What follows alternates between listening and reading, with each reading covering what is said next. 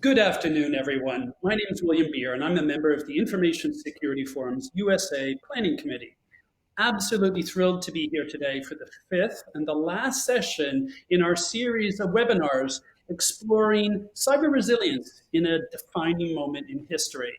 Absolutely, again, thrilled to have a really interesting and good friend of mine on the webinar today, Judy Selby, who's a partner at Hinshaw and Culbertson. But before we get started, I want to introduce my co-host, David Raviv. David, good afternoon to you. Hi, good afternoon, William. I'm excited to be here. This is the last but not least of a 5-episode series we're doing. And just as a reminder, we will be sending the kind of the summary of all 5 sessions after this session. So look out for that one. And I would like to thank our sponsor today, Beyond Trust and Recorded Futures, for helping us with this session. And I'm looking forward to having the discussion today. It's always been absolutely great. And by the way, the weather has been more cooperating this time around. As you recall, guys, we had a storm last time, which was kind of affecting some of the transmission. So looking forward to having this time around, without an impact. Excellent. Well, David, thanks for your help today. And let's keep the questions coming. I also wanted to point out that at the bottom of your screen, we referenced the CISO briefing document from the Information Security Forum. If you haven't had a look at that document, please click on that and download it. I think you'll find it very interesting. And we actually use that document to help frame today's session. So today's session is going to explore cyber insurance, making sure you're covered, and bouncing back. And so with that, I'd like to bring on Judy. Judy, good afternoon. Hi, William. Great to be here. How are you today, Judy? Doing great, thank you. So Judy, listen, I've known you for many years, and I consider you a good friend, but also one of the most well-informed and most well-prepared experts in cyber insurance that I know. So I wanted to thank you for your time and your participation on the webinar today. I'm sure it's going to be a really interesting conversation. I appreciate it. Go ahead, William. Please go ahead. I was going to say I'm a big proponent of the coverage, so I'm happy to have the opportunity to spread some hopefully valuable information about it. Terrific. So maybe could I ask you to present yourself a little bit and tell the audience about your background, Judy, and maybe also what really excites you about this space and what really motivates you? What you're super passionate about? Yeah, I really am passionate. That's a great word for this. I'm a lawyer. I'm an insurance coverage lawyer. I've worked in this area for almost 30 years now. And then I took a pretty deep dive into cyber coverage and coverage for information related risks about 10 years ago or so. And, information now is a lifeline of businesses. We can't live without it, but along with all the opportunities that come with what we're doing with our information come the risks. And so treating risks associated with information like any other type of risk is really, really key. You want to mitigate as much as you can, control as much as you can on your own, and then look to transfer that risk through an insurance type of vehicle, through contracts, things of that nature. And that really does kind of drive me because it's so important to be able to absorb, to take a cyber punch, privacy punch, as I sometimes say, and to keep going without too much impact on your enterprise. And so I think getting the right cyber insurance product in place can be a real lifeline for companies who are just dealing with the realities of a digital economy, all of which of course is compounded now in this current remote work situation, especially because it happened so hastily. So I do, William, get pretty jazzed about it. So again, I'm excited to have the opportunity to speak with you about it. Great. Well, that's a perfect segue. So maybe just to try and level set for our audience, maybe my first question to you is around cyber insurance defined. So could you summarize maybe quickly what you see the market offering? And I know we're connecting in from the US, and today we have a very, very international audience. So I would caveat and say probably a lot of the things that we'll talk about today are maybe US focused, but if you have the opportunity to shed a little bit of light based on some of your international experience, please do so. But how do you see the market, and what policies are your clients using to help protect themselves? Yeah, well, at its core, cyber insurance provides two fundamental types of coverage, and that would be network security and privacy liability. And so on the network security side, you have things like, data restoration, and all of the services that come along if you have some type of an incident. Like a notification costs if you have a breach, bringing in a forensic team to help figure out what happened in your network, to see if you even had an incident at all. Responding to those things that happen, bringing in legal counsel. I call that a cyber SWAT team. It's a very, very important component of the coverage. And then on the privacy liability side, that's, lawsuits for when things go wrong, when you get sued by consumers or people who have been impacted by an event that happened to you.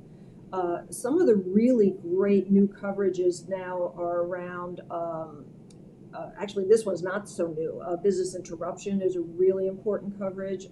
Imagine a ransomware event where you're knocked offline for a period of time.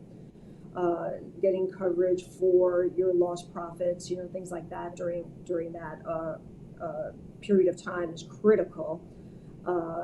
Contingent business interruption is another very valuable coverage. That's if one of your third-party service providers or supplier is impacted by a cyber event, and it affects how you can do business or not. So that's a very valuable coverage. The e-crime coverages are really key as well, for social engineering, ransomware, as I already mentioned. Very, very valuable coverages. Another huge area, especially now, and especially for our audience members from around the world, is coverage for regulatory exposures. We are seeing almost on a constant basis new laws, acts, regulations being passed in various countries, oftentimes having extraterritorial impact and really affecting what companies are doing with their information, not just data breach situations. How you're collecting, how you're using, how you're storing, how you're disposing of information. You can have a really serious liability even in the absence of a data breach. And so getting the right coverage for those types of exposures is really key. Excellent. And Judy, as someone who gets very excited about innovation and the pace of change in the cyber industry, I question around how is the cyber insurance industry able to keep up with that pace of change? Do you think there's a lot of innovative products and a lot of evolution in the cyber insurance market that keeps pace with the new risks we're seeing in cyber? Yeah, well, that's a great question, and it's a really important point. Unlike a lot of other types of policies out there on the market, cyber insurance, there are no standard forms for cyber coverage. And it's still a somewhat competitive market. And so the carriers are very creative. Everybody wants to have a policy that stands out in the marketplace, so they're actually very innovative in what they're doing with the coverages. Things like coverage for bricking, for example. So typically, with exceptions, typically cyber insurance policies don't cover property damage. But sometimes if you have a malware incident that renders your devices kind of useless, there's nothing wrong with them, but to remediate the devices would be so expensive, some carriers just pay to replace them under this new bricking coverage, for example. Coverage for invoice manipulation, things of that nature. So I think as you follow the threat landscape as it develops, always keep an eye out for new insurance coverages that are available. And if you're already covered under a policy, even midterm, you can get in touch with your carrier, work through your broker, and say, is anybody offering a different coverage for this new type of exposure? And this is really, really key, again, going back to regulatory coverage. So for things like GDPR, CCPA, things of that nature, you need to do a very careful analysis of the form and check to see whether if you have that exposure, that you really are covered for it. I always recommend that somebody's got to read your policy. I'm sorry? Can you hear me, William? I think we've got a question from one of the audience. Sorry to interrupt. Okay. So sorry. David, do you want to jump in with the question?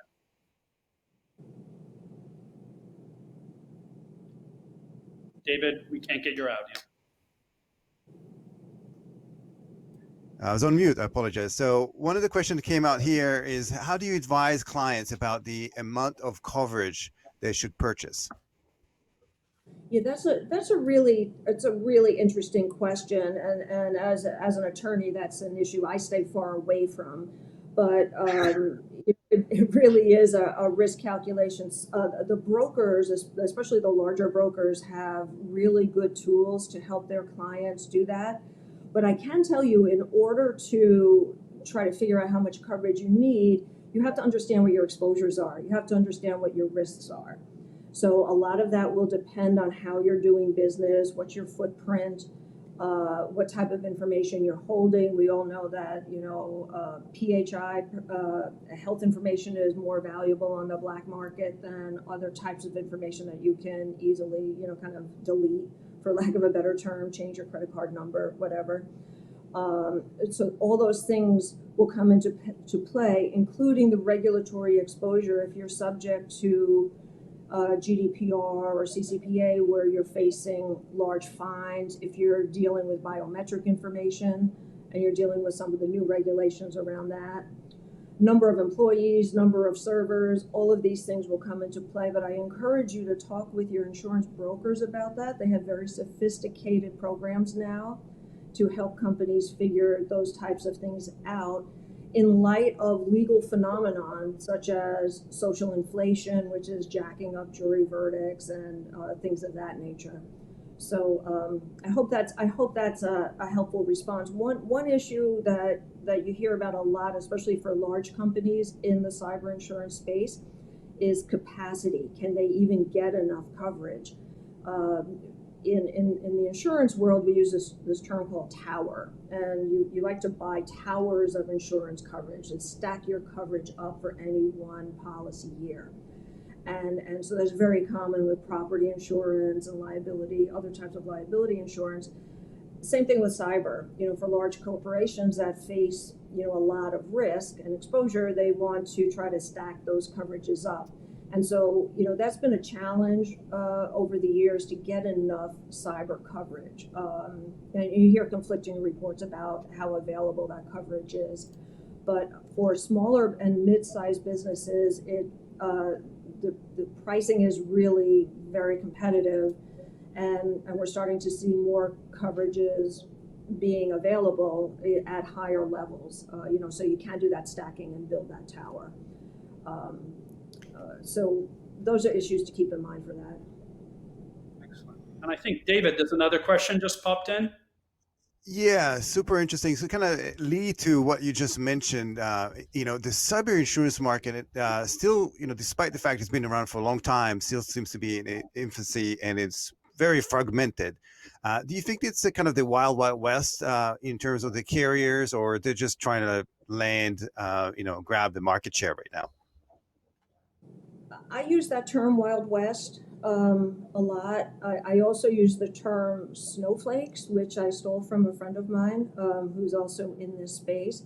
And the reason we use that term is that all of the insurance policies are different. They're like snowflakes, they're all different. And I have worked with clients over the years. When you look at the insurance policy, you will literally find 2 words difference in a 90-page form that will make all the difference between being covered or not covered for a certain claim. And so it really is, the devil is really in the details. You've really got to understand what your risks are and kind of follow the data, follow the information. So if if your company relies on third-party service providers, such as a cloud provider, to host your data, and most of us do now, you want to make sure your policy will cover you for data when it's being held by a third party. And sometimes there will be requirements around that. It will have to be pursuant to a contract that they're holding your data. So that's a really common situation that I see, that you want to make sure you have that good third-party coverage. Again, following your information. If your information is subject to certain regulatory exposures, you want to make sure that the policy defines personal information, or whatever term that policy uses, as broadly, or kind of coextensively with the regulation you're subject to. So, for example, if you're subject to the Illinois Biometric Act, BIPA, and you deal with biometric information, look at your cyber insurance policy and see, does this cover biometric information, or does it only cover more traditional types of protected information like health information and credit cards and social security numbers, that kind of stuff. So you really do want to look at the exact terms of your policy, work closely with your broker. I also recommend that people work with an attorney, and I don't do this type of work anymore, but I can recommend lawyers here in the U.S. who do this type of work, who will work with the policyholder and really review the form. And I strongly recommend, at the end of the day, this is still an insurance contract. It may deal with a very specific area of cyber and privacy, but it's still an insurance contract. We have decades, hundreds of years of insurance law jurisprudence that will tell you how a court will interpret this policy if you have a coverage dispute.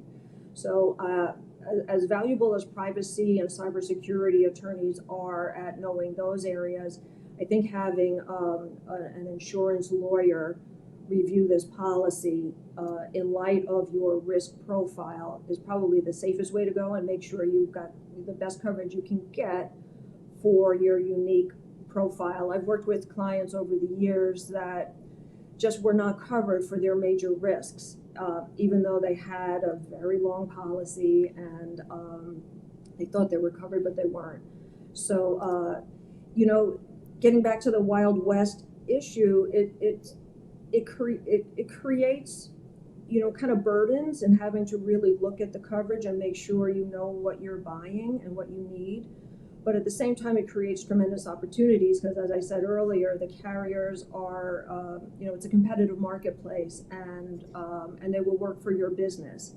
And so it just gives you the opportunity to have some leverage in a negotiation process. And for a lot of the larger companies, and I think we have some really large companies on the call right now, your forms are typically manuscripted, meaning that it's kind of written for you in particular. It's certainly not on a form, and so you can really try to tailor your coverage to your company's needs, and that's ideal.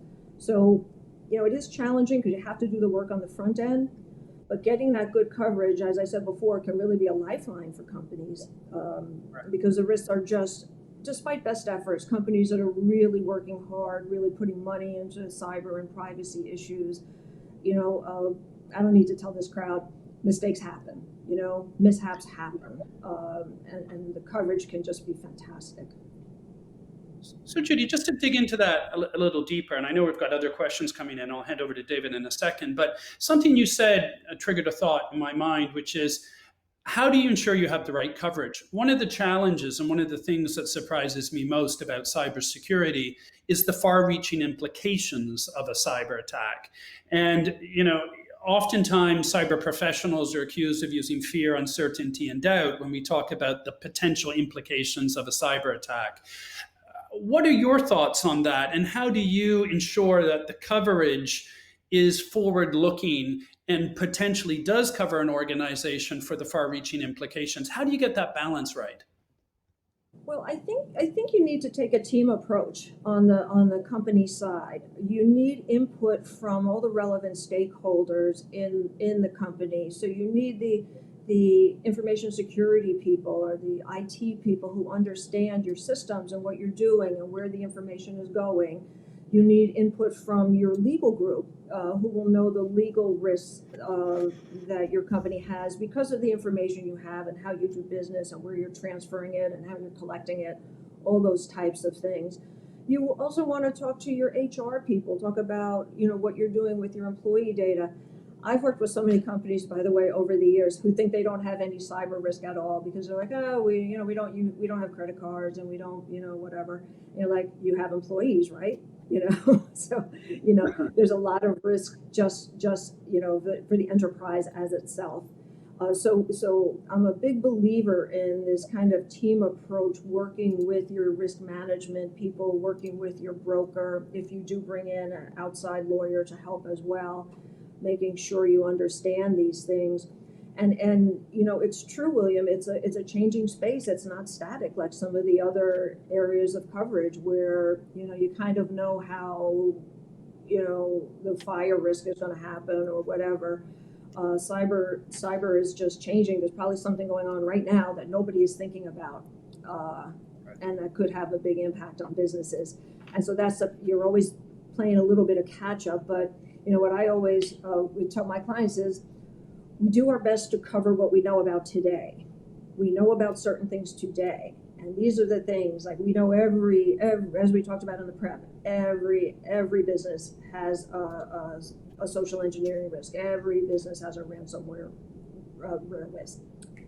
risk, but not every company may have the same extent of regulatory exposures, and so it takes this kind of inward look, and then getting the team in place and working with the insurance professionals. So, to that point, I mean, what are your thoughts on the quality of the underwriting process as it currently exists? Because, quite frankly, cybersecurity assessment processes and approaches are highly debatable in terms of the quality of the results that are produced. So, what are your thoughts on the underwriting process for cyber insurance? Well, it's evolving. Everything in this space is constantly evolving because the risks keep evolving, and the threat landscape keeps evolving. And now, some people are predicting the underwriting will change as a result of COVID because of the remote work situation. Is very different to underwrite a risk where everybody's working in an office space, a more controlled environment, to now everybody working from home in a less controlled environment. So I think it's evolving. The ransomware epidemic, for lack of a better term, I think will have a lot to do with that, just because it's been such a pervasive risk and a very expensive risk as well. So I think underwriters will take a closer look at that. More and more cyber insurers of all sizes are utilizing technology now to help them, run risk assessments and, do things of that nature, scans, dark web scans, with regard to any potential insured they're going to look at. So I do think it's just like everything else. It's an evolving process, tempered by the fact that it's still a competitive marketplace. Interesting. And to better prepare for the underwriting process, or even to better prepare for the renewal process, I was speaking to an organization just yesterday and hearing from them that they found the renewal process very painful and very lengthy. Do you have any sort of guidance or best practices based on your experience that might help our audience think about how to go into that process? Yeah, we'll start early. That's one thing, and it's probably the kind of stuff, William, that you tell your clients on a regular basis in terms of having good cyber hygiene, having things well documented, having your processes in place, things of that nature. The type of information probably that you're going to be asked for, so start collecting it early. um, things of that nature. And be aware of, if you've had prior claims, make sure you have that information handy. Be very, very careful. Anytime you're applying for insurance, whether it's a new policy or you're renewing existing coverage, when you're asked these questions, make sure that you're providing that the information you're providing is as accurate as it possibly can be. You don't want to be in a situation where either purposely or accidentally something is misrepresented to the insurer. So you want to be, brutally honest in your assessment with the carriers, and you'll still get the coverage in many instances, in my experience. But you do that so that you don't get into a situation where the carrier says, after you have an event, well, you should have told us about this or that. That's a really important area. Another issue that, conscious of time, William, that I want to mention in this whole area of making sure that you don't jeopardize coverage you already have, is make sure that you review the policy, the cyber insurance policy, once you get it. Don't buy it and just put it on the shelf. On the front end, a lot of the policies provide really good risk management tools that their insureds can take advantage of. So it could be, talking to a breach coach, an attorney, and getting an hour of free time and getting some best practices from him or her, or help with an incident response plan, or other types of maybe scans of your network, things of that nature. But also there's a lot of requirement, well, not a lot, but there are some requirements in the cyber insurance policy that the insured needs to be aware of going in. These involve things like providing notice of a claim, how to do it, when to do it. The insurers are very serious about their notice requirements in the policy, so make sure you know what those are. Whose knowledge in the organization of an event would trigger your obligation to report a claim to the insurance carrier or an incident to the insurance carrier. Oftentimes, when a cyber event happens, some companies like to engage in a little bit of self-help and then go to their carriers after the fact and say, okay, pay for it. But oftentimes the policies have prior written consent requirements before you can spend money or bring in forensic teams or whatever. So make sure you know what your requirements are in advance so you don't have any missteps that could potentially jeopardize the coverage in the event that you do have a claim.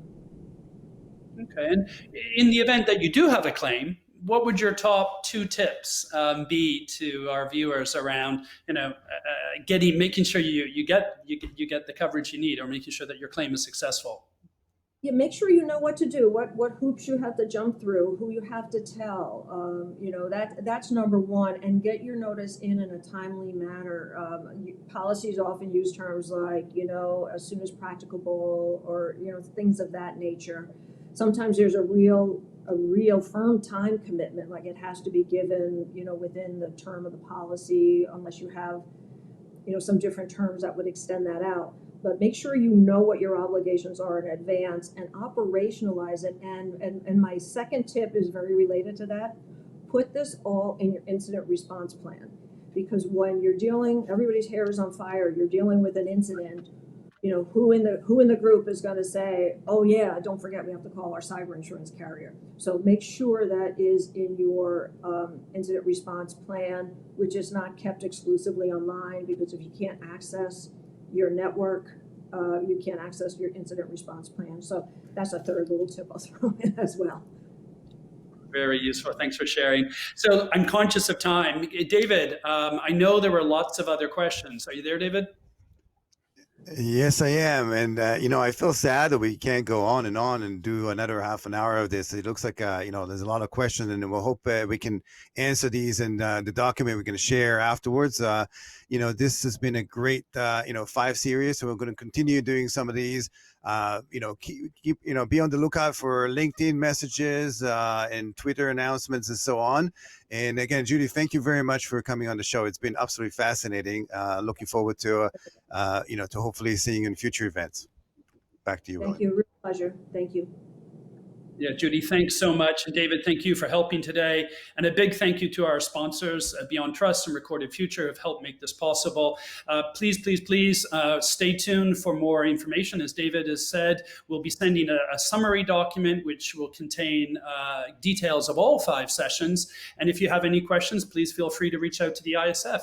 And with that, I think we'll close for today. And thank you very much. Goodbye.